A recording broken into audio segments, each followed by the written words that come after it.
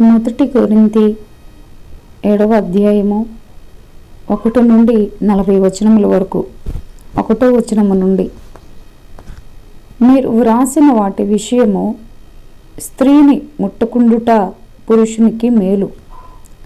అయినను జారత్వములు జరుగుచున్నందున ప్రతి వానికి సొంత భార్య ఉండవలెను, ప్రతి స్త్రీకి సొంత భర్త ఉండవలెను. భర్త భార్యకును అలాగుననే భార్య భర్తకును వారి వారి ధర్మములు నడుపవలెను. భర్తకే గాని భార్యకు తన దేహముపైని అధికారము లేదు. అలాగున భార్యకే గాని భర్తకు తన దేహముపైని అధికారము లేదు.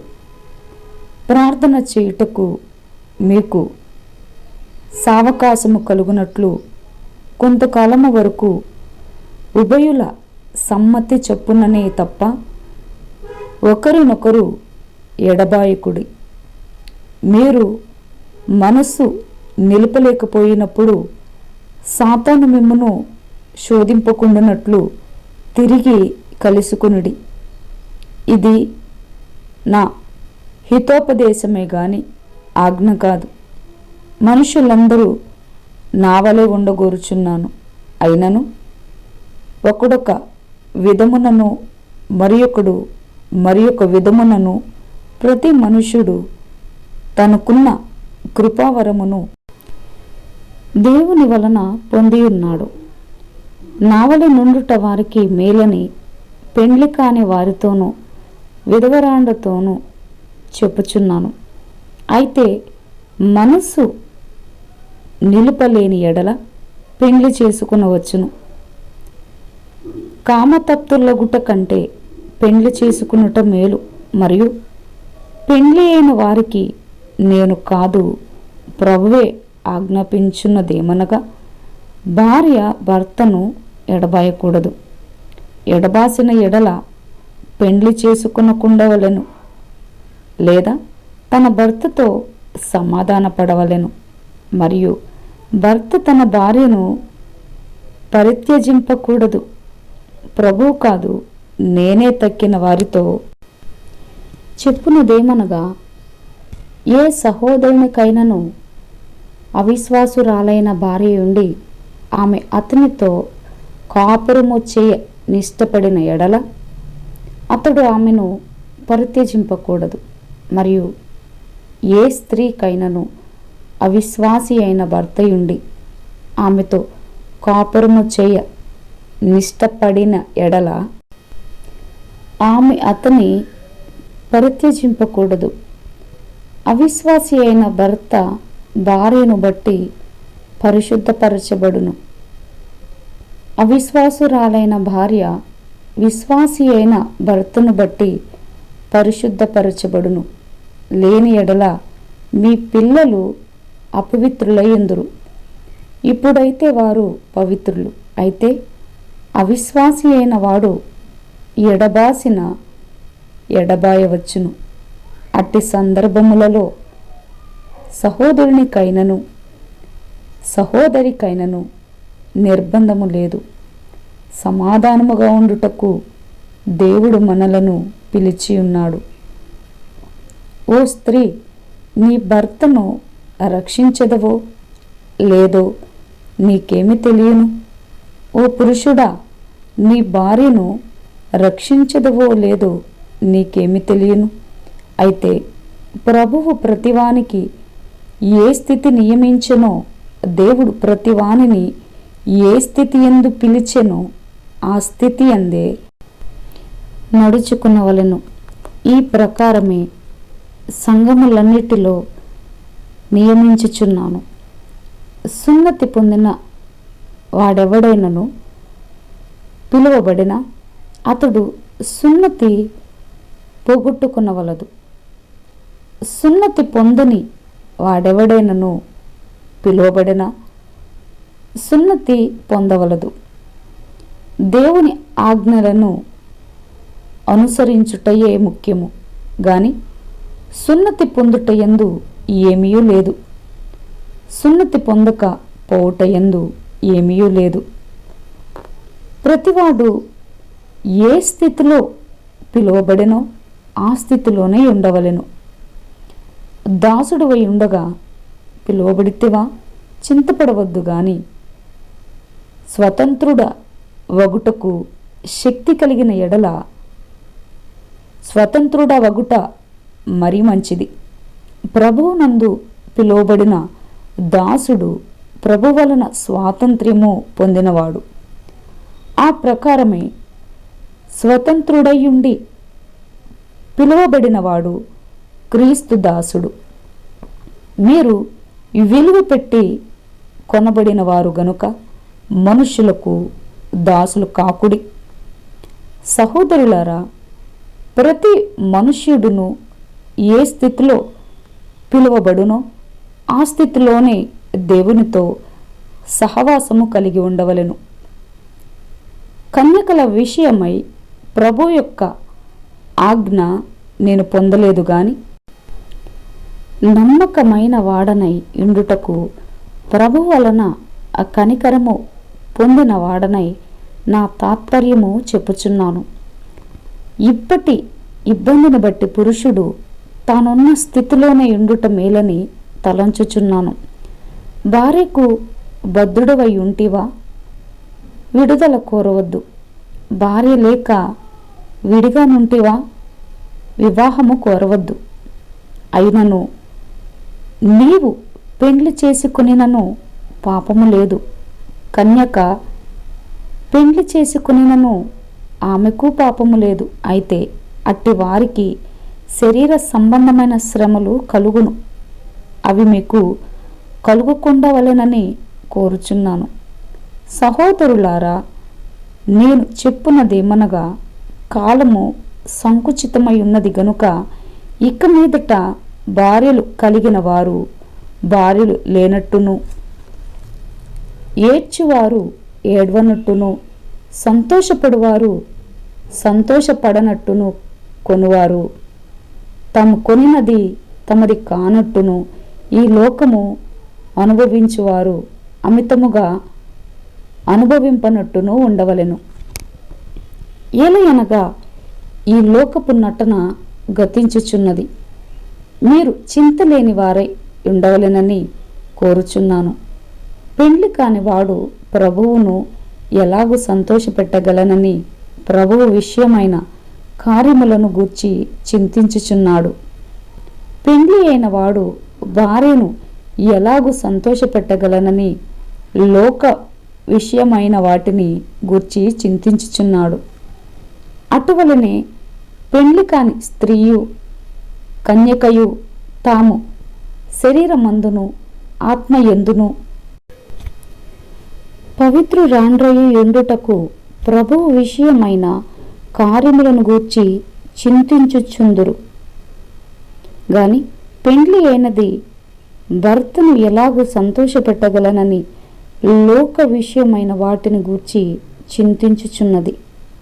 మీకు ఉరియుడ్డవలెనని కాదు గాని మీరు యోగ్య ప్రవర్తనులై తొందర ఏమీ లేక ప్రభువు సన్నిధాన వర్తనులై ఉండవలెనని ఇది మీ ప్రయోజనము నిమిత్తమే చెప్పుచున్నాను. అయితే ఒకని కుమార్తెకు ఈడు మించిపోయిన ఎడలను ఆమెకు వివాహము చేయవలసి వచ్చిన ఎడలను ఆమెకు వివాహము చేయకపోవుట యోగ్యమైనది కాదని ఒకడు తలంచిన ఎడలను అతడు తన ఇష్టము చొప్పున పెండ్లి చేయవచ్చును. అందులో పాపము లేదు. ఆమె పెండ్లి చేసుకునవచ్చును. ఎవడైనను తన కుమార్తెకు పెండ్లి చేయనవసరము లేకయుండి అతడు స్థిరచిత్తుడును తన ఇష్ట ప్రకారము జరుప శక్తి గలవాడునై ఆమెను వివాహము లేకుండా ఉంచవలెనని తన మనసులో నిశ్చయించుకొనిన ఎడల బాగుగా ప్రవర్తించుచున్నాడు. కాబట్టి తన కుమార్తెకు పెళ్లి చేయువాడు బాగుగా ప్రవర్తించుచున్నాడు. పెళ్లి చేయని వాడు మరి బాగుగా ప్రవర్తించుచున్నాడు. భార్య తన భర్త బ్రతికి ఉన్నంత కాలము బద్ధురాలయుండును. భర్త మృతి పొందిన ఎడల ఆమెకిష్టమైన వానిని పెండ్లి చేసుకునుటకు స్వతంత్రురాలయుండును గాని ప్రభువునందు మాత్రమే పెండ్లి చేసుకునవలెను. అయితే ఆమె విధవరాలుగా ఉండినట్టయినా మరి ధన్యురాలని నా అభిప్రాయము. దేవుని ఆత్మ నాకును కలిగి ఉన్నదని తలంచుకొనుచున్నాను.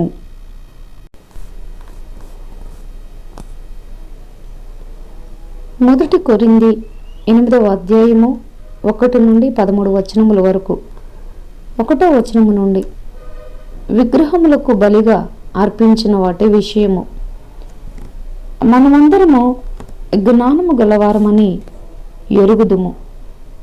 జ్ఞానము ఉప్పొంగజేయును గాని ప్రేమ క్షేమాభివృద్ధి కలుగజేయును. ఒకడు తనకేమైనను తెలియననుకుని ఉంటే తాను తెలుసుకొనవలసినట్టు ఇంకను ఏమీ తెలుసుకునినవాడు కాడు. ఒకడు దేవుని ప్రేమించిన ఎడల అతడు దేవునికి ఎరుకైన వాడే. కాబట్టి విగ్రహములకు బలిగా అర్పించిన వాటిని తినుట విషయము. లోకమందు విగ్రహము ఒట్టిదనియు ఒక్కడే దేవుడు తప్ప వేరొక దేవుడు లేడనియు ఎరుగుదుము. దేవతలనబడిన వారును ప్రభువులనబడిన వారును అనేకులున్నారు. ఆకాశమందైనను భూమి మీదనైనను దేవతలనబడినవి ఉన్నను మనకు ఒక్కడే దేవుడున్నాడు, ఆయన తండ్రి. ఆయన నుండి సమస్తమును కలిగెను. ఆయన నిమిత్తము మనమున్నాము. మరియు మనకు ప్రభువు ఒక్కడే, ఆయన యేసుక్రీస్తు. ఆయన ద్వారా సమస్తమును కలిగెను. మనము ఆయన ద్వారా కలిగిన వారము. అయితే అందరి యందు ఈ జ్ఞానము లేదు. కొందరిది వరకు విగ్రహమును ఆరాధించిన వారు గనుక తాము భుజించు పదార్థములు విగ్రహమునకు బలి ఇయ్యబడినవని ఎంచి భుజించుదురు. ఇందువలన వారి మనస్సాక్షి బలహీనమైనదై అపవిత్రమగుచున్నది. భోజనమును బట్టి దేవుని ఎదుట మనము మెప్పు పొందము. తినకపోయినందున మనకు తక్కువ లేదు, తినినందున మనకు ఎక్కువ లేదు. అయినను మీకు కలిగి ఉన్న ఈ స్వాతంత్ర్యము వలన బలహీనులకు అభ్యంతరము కలుగకుండా చూచుకునుడి. ఏలయనగా జ్ఞానము గల నీవు విగ్రహాలయమందు భోజన పంక్తిని కూర్చుండగా ఒకడు చూచిన ఎడల బలహీనమైన మనస్సాక్షి గల అతడు విగ్రహములకు బలి ఇయ్యబడిన పదార్థములను తినుటకు ధైర్యము తెచ్చుకును గదా. అందువలన ఎవని కొరకు క్రీస్తు చనిపోయెనో ఆ బలహీనుడైన ఆ నీ సహోదరుడు నీ జ్ఞానమును బట్టి నశించును. ఇలాగూ సహోదరులకు విరోధముగా పాపము చేయుట వలనను వారి బలహీనమైన మనస్సాక్షిని నొప్పించుట వలనను మీరు క్రీస్తునకు విరోధముగా పాపము చేయు వారగుచున్నారు. కాబట్టి భోజన పదార్థము వలన నా సహోదరునికి అభ్యంతరము కలిగిన ఎడల నా సహోదరునికి అభ్యంతరము కలుగజేయకుండుటకై నేనెన్నటికి మాంసము తినను. మొదటి కొరింథీ 9వ అధ్యాయము 1 నుండి 27 వచనముల వరకు. 1వ వచనము నుండి, నేను స్వతంత్రుడను కానా, నేను అపోస్తలుడను కానా, మన ప్రభువైన యేసును నేను చూడలేదా? ప్రభువునందు నా పనికి ఫలము మీరు కారా? ఇతరులకు నేను అపోస్తలుడను కాకపోయినను మీ మట్టుకైనను అపోస్తలుడనై ఉన్నాను.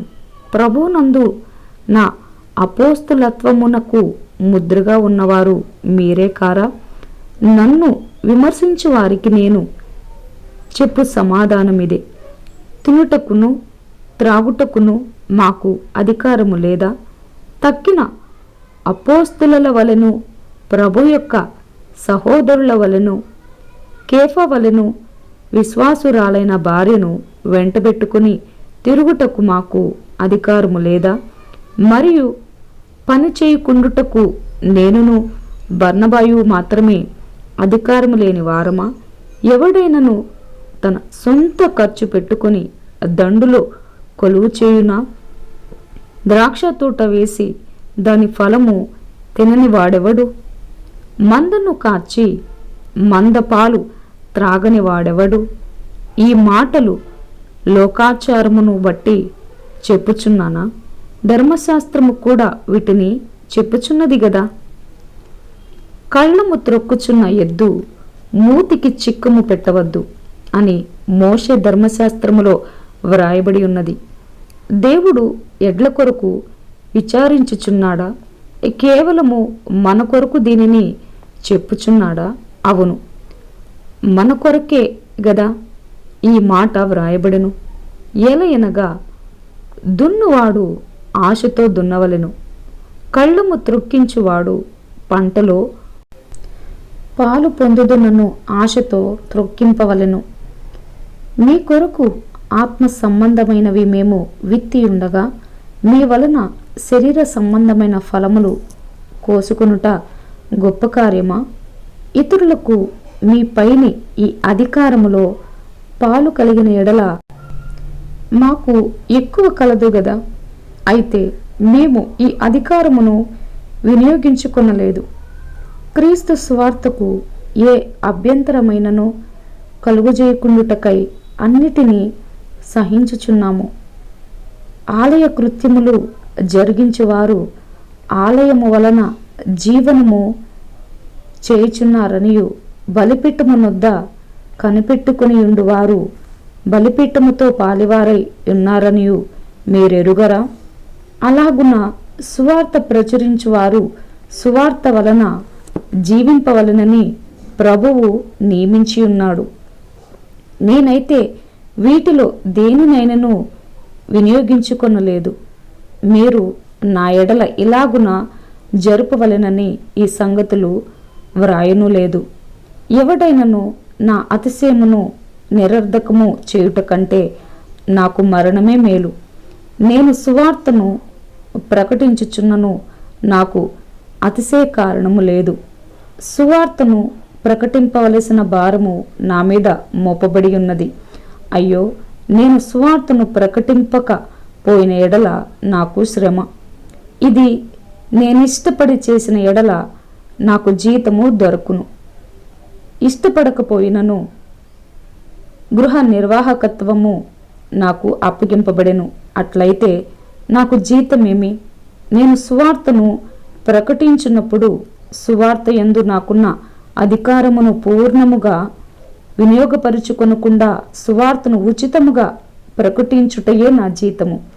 నేను అందరి విషయము స్వతంత్రుడనై ఉన్నను. ఎక్కువ మందిని సంపాదించుకున్నటకై అందరికీ నన్ను నేనే దాసునిగా చేసుకుంటుని.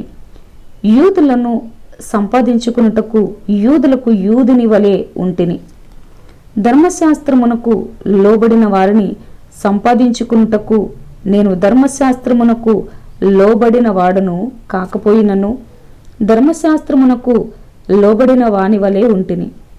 దేవుని విషయమై ధర్మశాస్త్రము లేని వాడను కాను గాని క్రీస్తు విషయమై ధర్మశాస్త్రమునకు లోబడిన వాడును.